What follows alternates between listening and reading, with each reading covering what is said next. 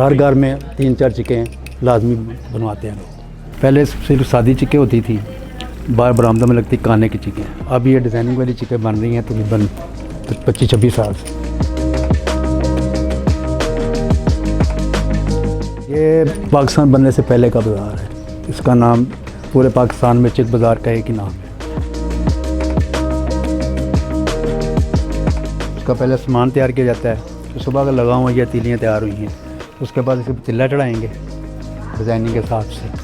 उसके बाद ये वहाँ पे बनाई होगी अड्डे पे, फिर इसको पेंट होगा। पेंट करने के बाद इसको कपड़ा जो मैचिंग गाहक बताता है उस हिसाब से कपड़ा लगाते हैं। कसूर बॉर्डर एरिया में ये दरियाओं के किनारे होता है, ये खुदरो जंगल होता है, वहाँ से लोग काटते हैं, उसके बाद फिनिशिंग करते हैं, फिर तीलियों में बेचते हैं।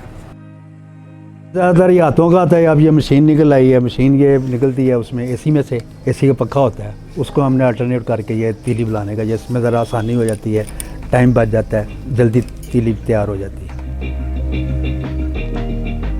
ये पहले तकरीबन 4-5 फुट होती थी, आज से कोई 20-25 साल पहले।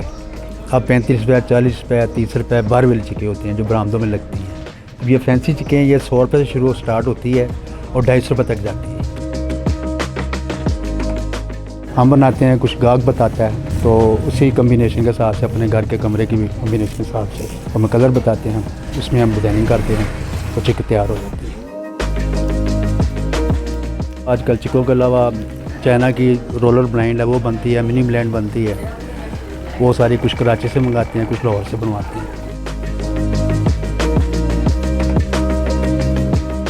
यहाँ के लोग जो है ना, वो जिनकी वहाँ पे सेटिंग हुई है, वो अपने घरों के लिए बनवा के भी लेके जाते हैं।